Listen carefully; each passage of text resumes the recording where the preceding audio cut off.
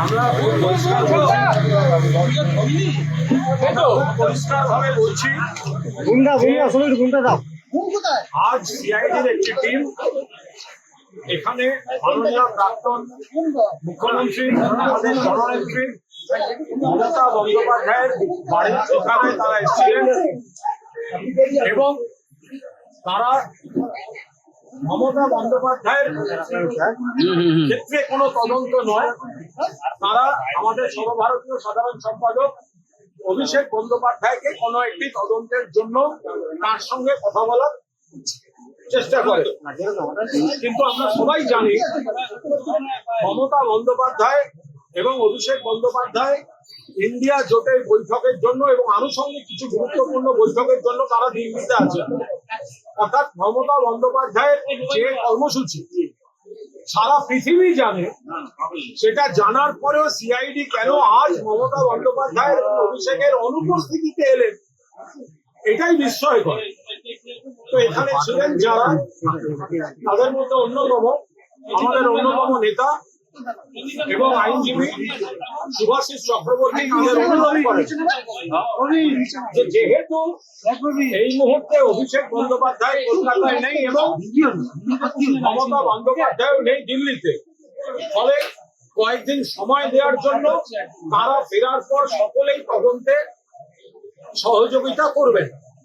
কিন্তু শুভাশিস বাবুর এই অনুরোধ যারা এসেছিলেন তারা শোনেননি, তারা এখানে ঢোকেন এবং পার্টি অফিসে তল্লাশি করেন এবং তল্লাশিতে শুভাশিস বাবু সহ আমাদের যারা ছিলেন এখানে প্রত্যেকে পূর্ণ সহযোগিতা করেছে। সমস্ত রকম তল্লাশির পর দেখা গেছে সিজার লিস্ট শূন্য। সমস্ত রকম তল্লাশির পর সব নথিপত্র দেখার পর দেখা গেছে সিজার লিস্ট শূন্য। এর মাঝখানে আইনজীবী কল্যাণ বন্দ্যোপাধ্যায় এসেছিলেন, বিধায়ক মদন মিত্র এবং আমরা এখানে পৌঁছই যেরকম আমরা আসি, আমাদের সিআইডি তখন ভেতরে ঢুকতে আপত্তি করে কারণ তল্লাশি চলছে। কিন্তু এই যে দীর্ঘ তল্লাশি, সেখানে শুভাশিস বাবু সহ বাকিরা পূর্ণাঙ্গ সহযোগিতা করেন, পূর্ণ সহযোগিতা করেন এবং সেই সহযোগিতার পর দেখা যায় সিজার লিস্ট শূন্য। তাহলে এমন কি দরকার ছিল যে মমতা বন্দ্যোপাধ্যায় রোজ এখানে বসেন, রোজ ইচ অ্যান্ড এভরিডে, 4 বারের সাংসদ, 4 বারের কেন্দ্রীয় মন্ত্রী, 2 বারের রেলমন্ত্রী, 3 বারের মুখ্যমন্ত্রী, জননেত্রী মমতা বন্দ্যোপাধ্যায় যিনি এখানে বসেন, এখানে থাকেন, যেখানে সকলে জানেন ঘোষিত কর্মসূচি ইন্ডিয়া ব্লকের বৈঠকের জন্য যাবেন এবং তারপর আনুষঙ্গিক গুরুত্বপূর্ণ বৈঠক আছে সেখানে, কেন তার অনুপস্থিতির দিনটাকে বেছে নেওয়া হলো? তাহলে তদন্তটা মূল উদ্দেশ্য, নাকি মমতা বন্দ্যোপাধ্যায়ের পোস্টাল অ্যাড্রেসে রাষ্ট্রশক্তি পুলিশ ঢোকাচ্ছে এটা জাহির করাটা মূল উদ্দেশ্য? আর যদি এত তথ্যের, এত ইনফরমেশনের ভিত্তিতে প্রাক্তন মুখ্যমন্ত্রীর বাড়ি তল্লাশি হলো, তার সিজার লিস্ট শূন্য কেন? তাহলে সিজার লিস্টটা শূন্য কেন? আপনারা যে তদন্তে এসেছিলেন সিজার লিস্ট শূন্য দেখিয়ে গেছে। আমরা আবার বলছি, মমতা বন্দ্যোপাধ্যায়ের অনুপস্থিতিতে একজন মহিলা নেত্রী এবং প্রাক্তন মুখ্যমন্ত্রী একটা সময় দেশের একমাত্র ছিলেন, তার উচ্চতার জাতীয় এবং আন্তর্জাতিক পরিচিত বাঙালি মহিলা নেত্রী, হয়তো 1 মাস হয়েছে নানাভাবে তাকে বিরোধী দলের, তার দলকে বিরোধী শিবিরে পাঠিয়ে দেওয়া হয়েছে।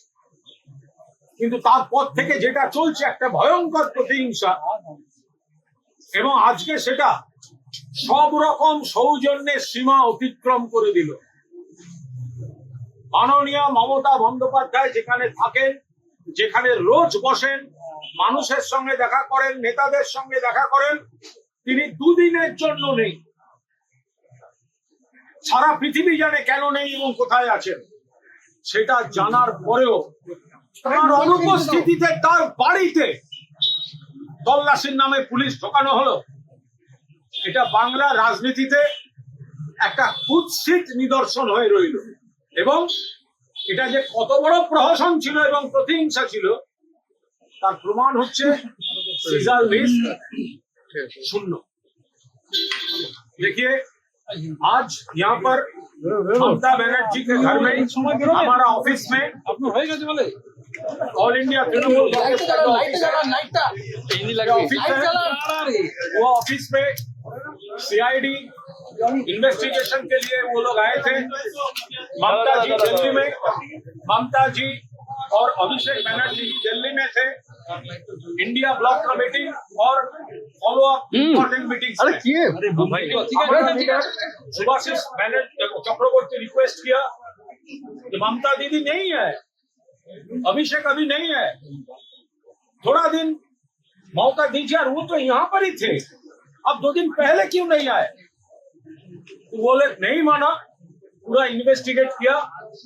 लॉयर कल्याण बनर्जी थोड़ी देर के लिए यहाँ पर थे, एमएलए मदन मित्रा, हम लोग यहाँ पर आए थे तो सीआईडी अंदर घुसने नहीं दिया, उनका इन्वेस्टिगेशन का मैटर है। लेकिन जब सुभाषिष चक्रवर्ती पूरा कोऑपरेट किया उसके बाद जो सीजर लिस्ट है वो है नील। सीजर लिस्ट में बड़े बड़े अक्षर से लिख दिया है नील, कुछ नहीं मिला। सीजर लिस्ट 0 है सर, सीजर लिस्ट 0 है, 0 नील।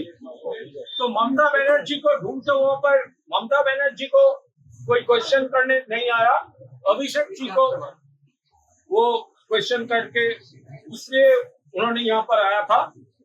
लेकिन सुभाषिष जी बोला था 2 दिन, थोड़ा दिन टाइम दे दीजिए, क्या है इतना दिन तो ममता दीदी थे। और ये ममता दीदी का घर 7 times MP, 4 times central minister, 2 times central railway minister, 3 times chief minister, lady chief minister, उनका घर उनके एब्सेंस में आप ये क्या कर रहे हो?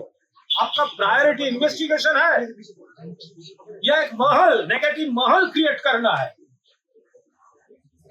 तो ये अभी हमारा पार्टी पूरा है, पूरा मैटर। और ये जो सीजर लिस्ट है वो तो अभी नील है, फिर करना है।